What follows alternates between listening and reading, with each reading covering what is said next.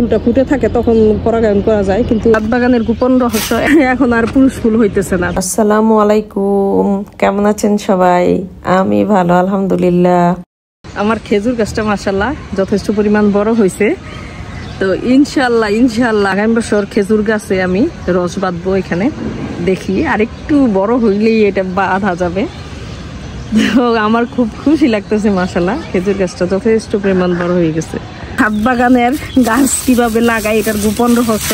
এই যে সবজি পচা এগুলি সব সবজি এগুলি আমি একসাথে একটা ড্রামে রেখে দিব, আর ওই যে ওইখানে ডিমের খোসা এগুলি সব মানে ক্যালসিয়ামের কাজ দিবে। এখানে এই যে ছাই আছে, নিচে মাটি গোবর সব মিলানো। আমি উপরের ছাই কিছুটা মানে এই ছাইটা একটু বেশি পরিমাণে হয়ে গেছে। আমরা ছাদ বাগানে যখন পিকনিক খাইছি তখন এই ছাইটা উপরে বেশি পরিমাণে দেওয়া হয়ে গেছে। ছাইটা আমি নিয়ে নিব এখান থেকে, আর এটাতে আমি চারা লাগাবো। আমার ছাদ বাগানের গোপন রহস্য একটার পর একটা আপনাদের সাথে আমি শেয়ার করতেছি। এই যে এটা হচ্ছে খোল পচানো পানি, এই যে বিসমিল্লাহ। এখন এটা পচে গেছে, আমি এটা 2 দিন হয়েছে ভিজাইছি। এটা নাড়া দিই নাই, এটা নাড়া দিয়ে দিতে হয় প্রতিদিনই একবার করে। এটাতে যে গ্যাস থাকে ওটা চলে যায় আর এটা মিশে যায়। এগুলি আমার ছাদ বাগানের রহস্য আর কি। ছাদ বাগানে কি ব্যবহার করি, এর থেকে বেশি কিছুই আমার ব্যবহার করার মানে প্রয়োজন পড়ে না। আর মাটিটা সুন্দর করে রেডি করলে এত কিছু দিতে হয় না। এখানে আমি এমনিতেই বলে ধনিয়া পাতা সবজি পচানো মাটি এগুলি সব মিলানো একসাথে। এখানে আমি লাউ বীজ বুনছিলাম, তো লাউ এর চারা উঠতেছে 3টা দেখা যাইতেছে। ফুল পচা পানি তো অবশ্যই গাছে দিবেন, এটা 10-12 দিন পরে তো আমি 10-12 দিন পরে দিই। এখন আমার গাছের পরিমাণও বেশি, আমি পরিমাণে খোলটা বেশি নিয়ে নিছি। এই যে ঘন অনেক, এটাকে অনেক পাতলা করতে হবে, যেহেতু আমি এখন দিব না, আমি 2-3 দিন পরে দিব। এটার সাথে অনেক 1 মগের সাথে এটা আধা মগের সাথে আমি মানে 10 মগ পানি মিশাবো, যেহেতু আমি এখানে পরিমাণে খোলটা বেশি ভিজাইছি। তো এই তো এটা আমি এখন ঢেকে দিব, এইভাবে থাকবে।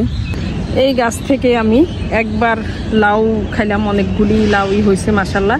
এই যে এখনো আবার লাউয়ের এরকম কচি কচি করা ধরতেছে, এই যে এরকম। কিন্তু আমি একটাও পুরুষ ফুল পাই না।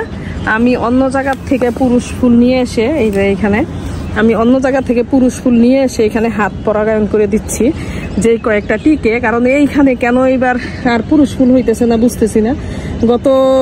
গতবার এটার আগের যেই ধরাটা ধরছিল তখন ঠিকই পুরুষ ফুল ছিল, এখন আর পুরুষ ফুল হইতেছে না। তো এইটা একটা বুঝলাম না কেন, কি পরাগায়ন হবে কিনা তাও বুঝতেছি না। অন্য গাছে আছে, আমার ওইদিকে যে লাউ গাছ আছে ওগুলিতে আছে, কিন্তু এই লাউ গাছে পুরুষ ফুল একদমই দেখি না।